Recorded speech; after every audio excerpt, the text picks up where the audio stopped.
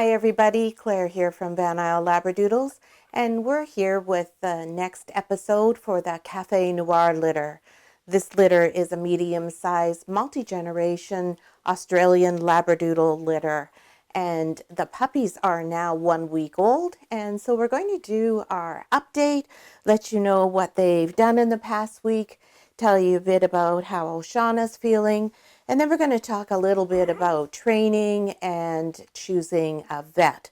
So we've got a few things to cover today. And the first thing we're going to start with is this little box of chocolates that we have here. This is what we put the puppies in when we weigh them.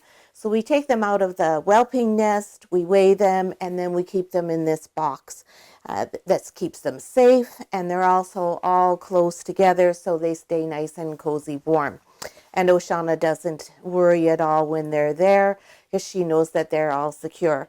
And you can see Oceana's just relaxing right now, enjoying having some time off and getting a tummy rub. She really likes to have her tummy rubbed. And Oceana herself is doing really well. She's out chasing the ball quite regularly.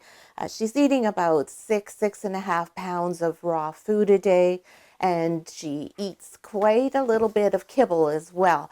We do not feed our dogs kibble, but Oceana lives in a guardian home, and for whatever reason, when Oceana's with her guardians, she doesn't care for raw. She only prefers kibble. And then when she comes and stays with us, she is not so fond of the kibble and she only wants the raw. So we just accommodate her. And right now that she has the puppies, she wants to have both of them. So we let her have whatever it is she wants to eat. She also enjoys lots of fresh bones and quite a few liver treats and other goodies like that. And we do supplement her with a product that's called Doc Roy's Healthy Bones, which is a tablet, and it has additional calcium, but it also is appropriately mixed with phosphorus and vitamin K and vitamin D and magnesium and other things so that the calcium is actually well absorbed into her system. Obviously, there's a huge demand on her body for calcium, feeding these 9 hungry mouths of hers that she has. And we also have another product that's called OxyMama, and that's a product that's a supplement that's designed specifically to support mamas who are lactating. So we give her that for a while. And to keep her milk supply going and a generous milk supply, we also supplement her with fenugreek. Fenugreek is an herb that is used by women to increase their breast milk, and it works really well with dogs too. So that's what Oceana is eating, and that's what she's doing. She's totally relaxed this time. As I said in the last video, if you watched it, this is her retirement litter and her 4th litter. So she's well accustomed to the role of being a mom and very comfortable in it. So let's get to the puppies. Let's see how much they weigh today and how much they've gained since last week. So we will start here with light blue collar boy. Now you'll probably remember from last week, we have 7 boys and 2 girls. So this is one of our little boys. This is little light blue collar boy. He's a real little sweetheart. He's right in the middle of the pack. He's not showing us anything that's outstanding at the moment in terms of being particularly loud or quiet. He's handling all of his milestones very readily. So he now weighs 545 grams. So that's an increase of 252 grams from week 1. So he's pretty much doubled his birth weight. You'll find all the puppies pretty much have doubled their birth weight except for one, which we'll talk about. Now, in last week's video, I told you we do little challenges for the puppies each day. So I'm just going to show you an example of that because they haven't had them today other than being weighed. So it's really simple. All we do is, that's it. Something that wouldn't normally happen to the puppy is just so they have an experience that's out of their normal realm. We make sure they're comforted right after and that they realize that new experiences are something that are positive. The other thing that's happened with the puppies is we've changed their collar adjustments. I have adjusted them 3 times this past week. That's how much they're growing. So they really increase their size quite a lot and really rapidly when they're little. And you'll see little light blue collar is trying to nurse on my knuckle there. So they're doing great. We still do our scenting. We still come in and talk and hold them and rock with them. And we pick them up and handle them about 4 or 5 times a day. You don't want to overstimulate them, but you want to make sure that they're familiar with and comfortable with humans all the time. So we'll put light blue collar down and show you some other things with other puppies so he doesn't have all the stresses on him. And we'll just leave him there with Oceana. So now the next one we'll pick up here is Green Collar Boy. Hello, baby. Here's Mr. Green Collar Boy. Mr. Green, and we have a few things we've discovered. You'll see, I hope, he has a little smidge of white on his chest here. So we didn't see that initially. Sometimes in all the excitement of being born and getting everybody settled, things like that get missed. So he has a little spot of white on his chest and he has a little goatee. So Mr. Green Collar Boy, he weighs 629 grams now, and he has gained 279 grams. So he's a really good size. So one of the other things that we do with the puppies each day is we handle their feet. So we already are putting our fingers all over their feet, in between their toes and in their pads so that they're completely accustomed to having their feet handled all the time. And these guys' claws are already long enough that we'll be giving them a little trim either later today or tomorrow. So that's Mr. Green Collar Boy. And we'll put him down here with Oshi too. Oh, she wants to say hello. I'm just going to move over a bit so she has a little bit more space to lay down with her babies. Now we'll look at one of the party boys. This is Brown Collar Boy. Here we go. Hi. Hey, baby. Hi. Hello, sweetheart. So this is one of the 2 brown and white party boys. And Brown weighs 509 grams now. And so that is a gain of 217 grams for him. So he too has almost doubled his birth weight, which is really a great sign. That's what we're looking for in the first week, is to pretty much double their birth weights. So you can see how he's looking for my hand. He's still looking for something to nurse. And pretty much that's all these puppies do right now is eat and sleep. That's it. They still can't hear anything. They still can't see anything. And they still can't eliminate on their own. So Oceana is entirely responsible for all of their elimination processes. And she does that by stimulating them by licking them. So we'll put Mr. Brown down here with Oceana. There we go. And now we'll go to Mr. Red Collar. Hey, baby. And you'll see I'm still talking to them even though they can't hear me, just because I always do talk to them. So Red Collar Boy doesn't have any white on him. Oh, it's going to show you his big pretty mouth. There he is. A great big yawn for Mr. Red Collar. And Red Collar Boy weighs 630 grams. So that's a gain of 277 grams. So he is a very nice chunky monkey. You can see he's quite solid. You can see he's a little broader in the back there than the party boy was. So he's a good sized boy. Very nice little fellow. So I'm just going to put him down there. And now we'll take a look at Mr. Orange Collar. Now, Mr. Orange Collar has more variation in his color, I think, than pretty much anybody at this point. You can see he almost looks like he has ripples down his back of the lighter brown sort of caramel color. So he has quite a lot of interesting tones in his coat. He's got a little smidge of white under his chin, not a lot, and he doesn't really have any on his chest. He has one little dot, but that's it. So Mr. Orange Collar, he weighs 665 grams today, and he has gained 298 grams. So another one that's pretty much doubled his weight and really done a great job. And all these puppies are right in the middle of the pack. They're not big talkers. They're not very quiet. They're just all pretty much the same. So we have an extremely consistent litter here We have one who is a talker, which we'll get to in a minute. And of course, we have a biggest and a smallest, which I'll also tell you when we get to those ones. But they're a nice quiet litter, and we're already able to sleep through the night. I think we've slept through the night now for 2 nights. So that's really good in the first week that we're able to do that and not have to get up with them at all. So we'll give Mr. Orange down there to Oceana for her to look after. You'll see that Oceana looks after everybody as soon as they come back. She gives them a little check to make sure that there isn't anything she needs to be aware of. Now we're going to look at Mr. Purple Collar. Now, this is one of the puppies I was just referencing. This is our biggest boy in the litter. This is the biggest puppy in the litter overall. Purple weighs 645 grams, and he has gained 305 grams. Sorry, he's not the biggest. He's gained the most weight. Orange is the biggest because Orange is 665 grams. Purple weighs 20 grams less, but Purple gained the most weight this week. Purple is the most forward dog out of the litter.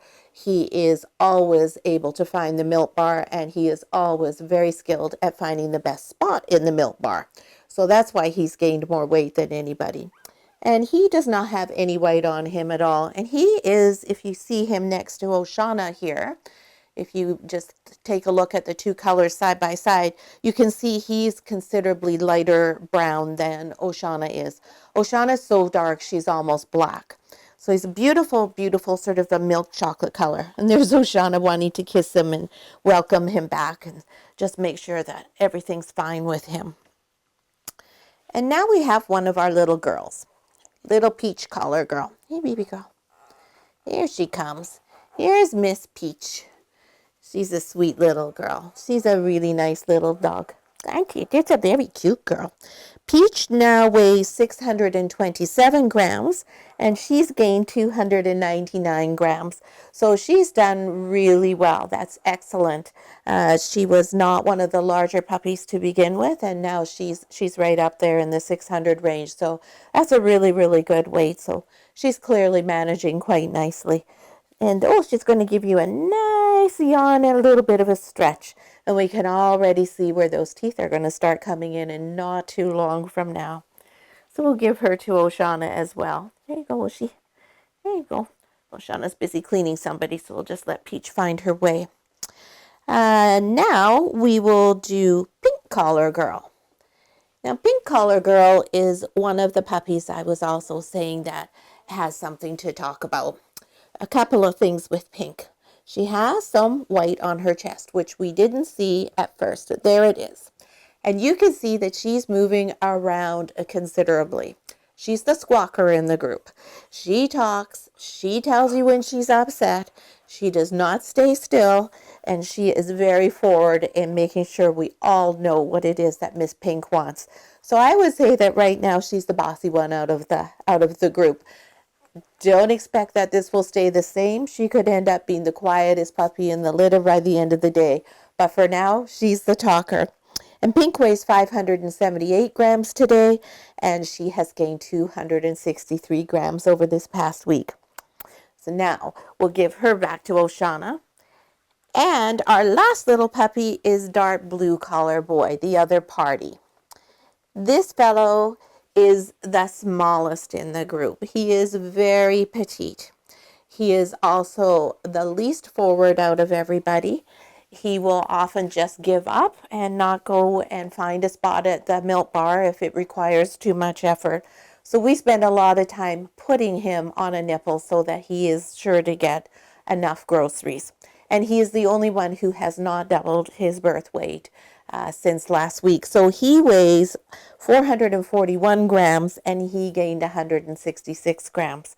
So you can see he's considerably smaller and hasn't gained as much as the others. He's robust though. He's perfectly healthy. He's just a little bit of a quieter, laid back fellow. So we'll put him down with Oceana now. And because he's last, he's not going to get one of the prime spots, but we'll keep an eye on him there and move him. So I'll put the basket just away now in our book with all of our numbers. And we'll just get Oceana maybe to move over here so we can see everybody a little bit better, because it's much more fun to look at them than me. Right, Oshie? That's a good girl. And so what I want to talk to everybody about today is training. So one of the things you're going to want to do if you're on the Café Noir litter list is start looking around and finding a good trainer to work with. Now, training has changed remarkably.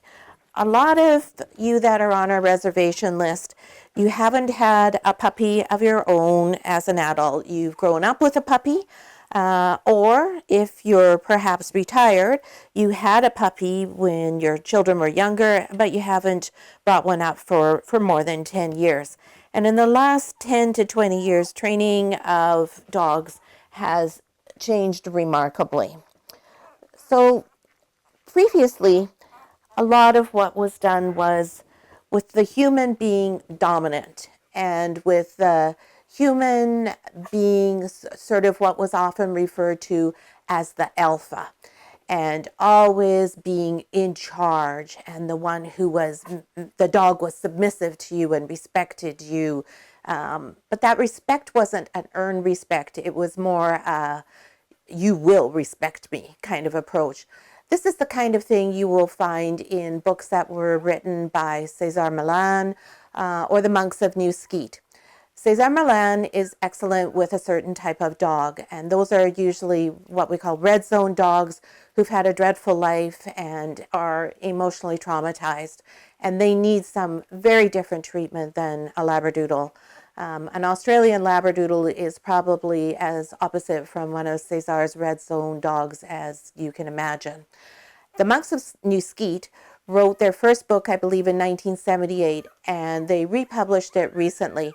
They have some excellent ideas. They raised German Shepherds, and they have some wonderful ideas. But I was really disappointed when they released their new book that they didn't adapt any of their training styles. So they still tend to have that very strong focus on being the dominant one in the relationship. And what we see now in training is much more what we call a bond-based approach.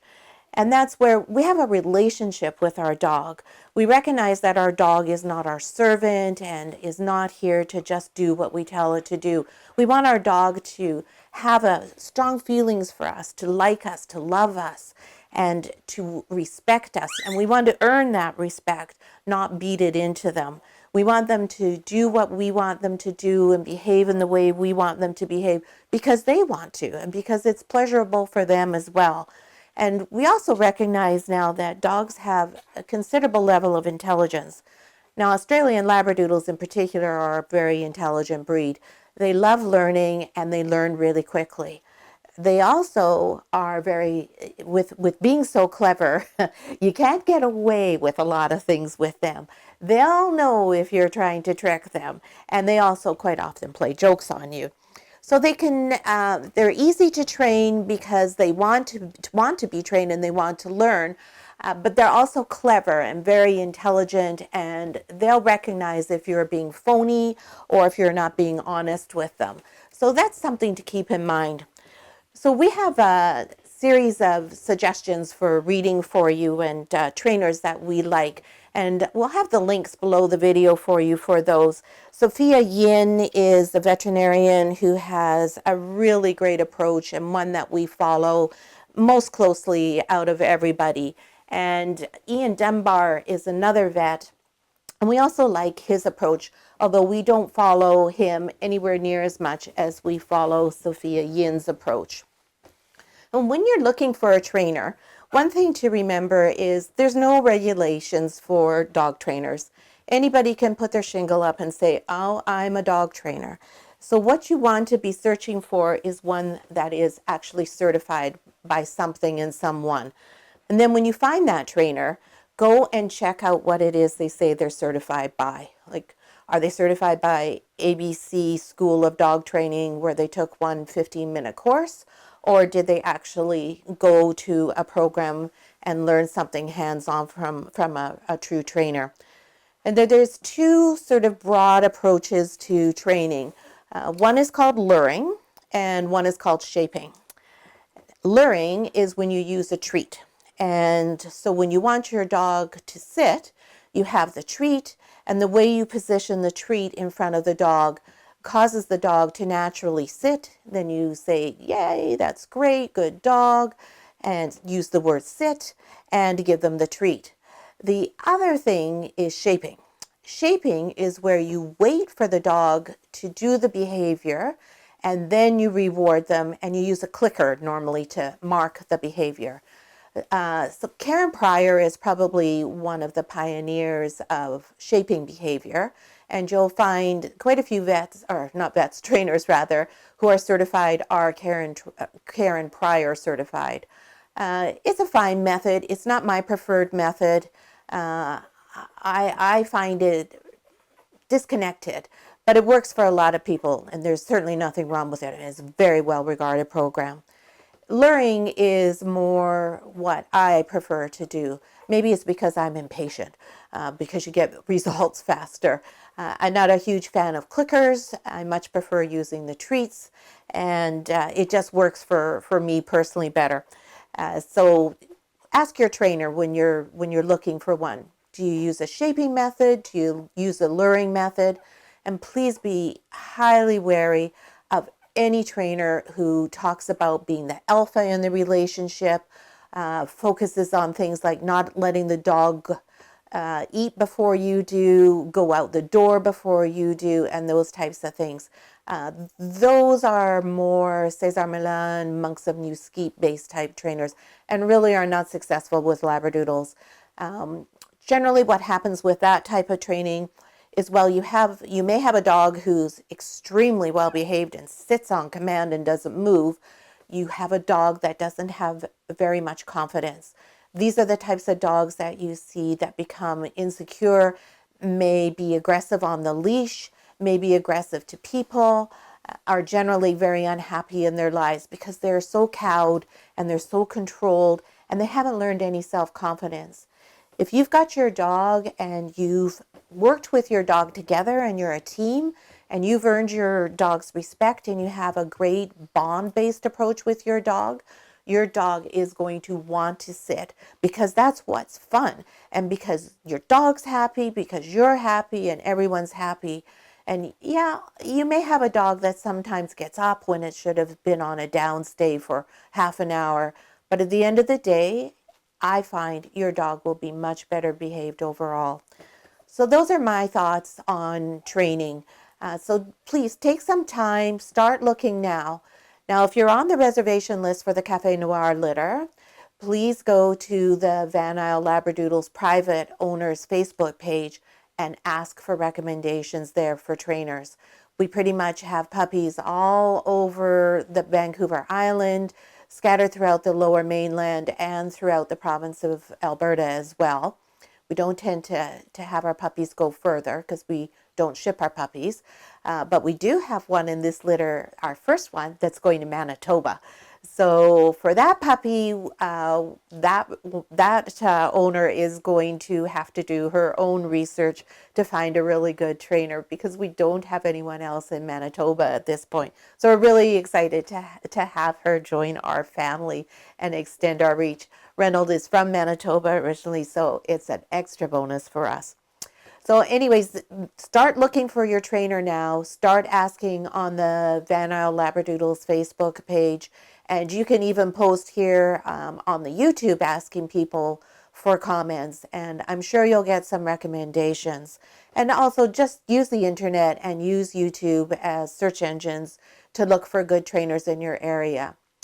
Now, if you happen to live anywhere between Victoria and up to Qualicum, you can also make use of Taylor, our assistant, who is a fully certified trainer. Taylor does use a luring method, and we sent her to school to become a trainer, and she focuses really strongly on puppies. So she has lots of experience with that, and she will travel for you. She lives here near us, but she will travel up and down the island to work with your puppy. She works with pretty much all of our guardian dogs too, so we think she does a fabulous job. The other trainer we really recommend is located in Sydney, and that's Communicanine, and that's Darcy and April.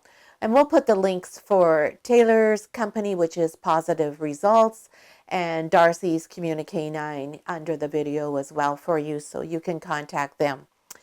Now, no matter what trainer you use, the most important thing when you first get your puppy home is to go to a puppy start class, a puppy kindergarten.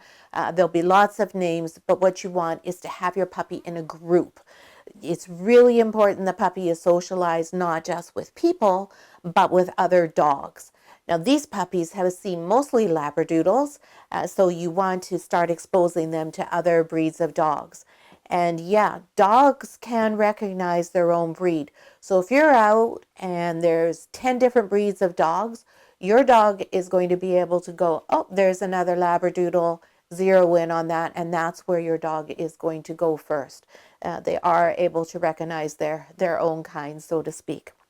So that's some advice on training, and I'll have the books that I recommend that I think you should read to get an idea of what you think your style might be.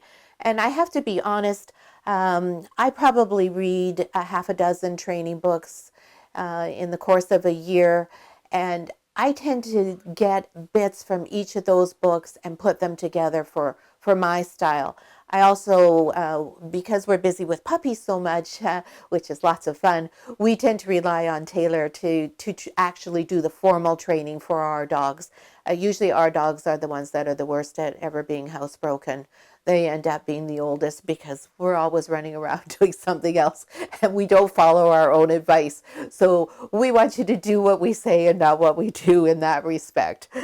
Full disclosure there, we're not the best at following our own advice.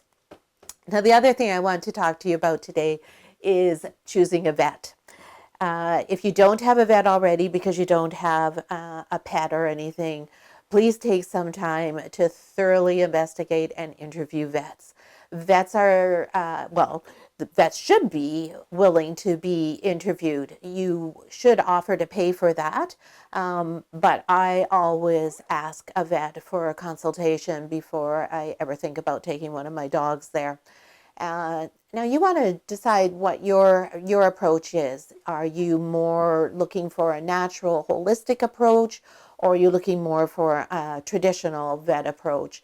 So for us, we use a more natural approach. Our vet is not a holistic vet. Our clinic is a regular traditional vet, but they also are very respectful and quite knowledgeable of natural and holistic techniques. They know that that's our preference. They know that's where we start with any issues. So if we have a dog that has, say, an ear infection, so Smoocher's had an ear infection. He had a rather persistent ear infection when he was a puppy. It's really unusual for a young puppy to have an ear infection. And generally that comes from being bathed too much and they get too much water in their ear and then the moisture builds up and bacteria lives there and you get an ear infection. With Smoocher's, it was a case of being over-vaccinated. He came from Mississippi, and there's a dreadful problem with parvo in the southern states. So they heavily vaccinate for parvo to protect the puppies. But as a result of him having had so many vaccinations, he ended up getting this chronic ear infection. So we treated it the first time with Suralan, which is an antibiotic, but it didn't really clear it up. So we took him back and had his ear looked at again, and yeah, his infection was back. And we went to a more natural approach. In one of our later episodes, I will show you the products that we use for cleaning ears and what we use when we do have an ear infection. So we used the natural product, and that was what actually ended up clearing up the ear infection. The other thing that really helps is being on a raw diet. A kibble diet tends to encourage dogs to have ear infections that happen regularly, whereas the raw diet tends to discourage ear infections from happening. So anyways, that's something you want to ascertain. First of all, what is your approach going to be? And secondly, then you want to have a vet that follows that approach. You also want to find a vet who's somewhat at least familiar with Labradoodles. You'll probably have to educate your vet what the difference is between an Australian Labradoodle and a Labradoodle. And if you haven't already learned that from our website or from speaking with us, please just ask the question in the comments and I'll be happy to explain what the difference is. I'm just going to get little light blue collar boy there. He was just having a little roll job. There we go. Put him back with everyone. You can see everyone's having a good feast here at the milk bar. And you just saw Oceana do a little adjustment in her position. And that is her accommodating the puppies so that she rolls over so that all 10 faucets at the milk bar are fully available to the puppies. So back to the vet. So you'll want to have a vet who is at least familiar with Labradoodles and is fond of Labradoodles. Many vets are purebred dog breeders, and some of them are not crazy about Labradoodles, and that's probably not the vet for you. We also encourage you to look for a vet who does minimal vaccination and is well aware of all of the contemporary trends and the need to do as few vaccinations as possible. And you'll also want a vet who is at least supportive of a raw dog food diet, because that is what your puppy is going to be weaned to, and that is what we're going to have you feed your puppy, is a raw dog food diet. Some vets are vehemently opposed to them, and so that's not going to work really well for you. If ever your dog has something, they're going to blame it on the raw food diet when probably it has absolutely nothing to do with that whatsoever. The other thing that I suggest you look for is emergency hours and care. Our clinic shares emergency hours and care with a variety of other vets. There's only 4 vets in my clinic, and so that way they're not consistently on call. So find out what the vet has. Emergency clinics are fine if it really is a true emergency, like your dog was hit by a car. But they're not generally the best place to go for something that you would prefer to speak to your own vet about. So find out if they're available after hours or not. Do they work on weekends or not? What's going to fit with your schedule? And like I said, once you narrow it down to 2 or 3, then book an appointment, go in and have a consultation. Tell them you're getting an Australian Labradoodle puppy. Tell them it's from Van Isle Doodles. Give them our information so that they can check our website out if they wish. Hopefully you have a vet who is interested enough to really know what you're doing and give you some advice. And if they pose any questions to you that you're not sure of, don't hesitate to ask me. I'm happy to tell you what the answers are. So those are the 2 things we're going to get you to work on for this week. Next week, we're going to do another update and we'll cover some more topics. What we'll start with next week is how to set up your house in preparation for your puppy, some of the supplies that you'll want to be looking at getting, and of course, an update. Now, if I can just get Reynolds to put the camera down onto the puppies again, I want to show you dark blue collar boy, the one who is the smallest, and you'll see how he's nursing quite vigorously right now, whereas everyone else is pretty much petered out and fallen asleep. Pink's still hanging on there just for something to do, and Peach is nursing a bit. But that's Blue's role right now. He comes in at the end and he's nursing a bit more vigorously because the flow has slowed down because somebody else was already at that faucet. So that's why he's a little bit smaller right now.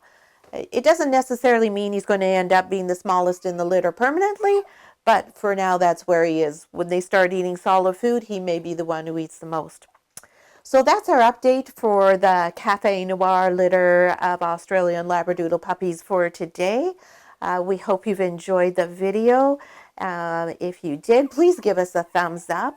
And don't forget, if you want to be sure to be notified right away when our videos are published, subscribe to our channel and be sure to follow this litter along. And we'll see everybody again next week. Thanks for watching.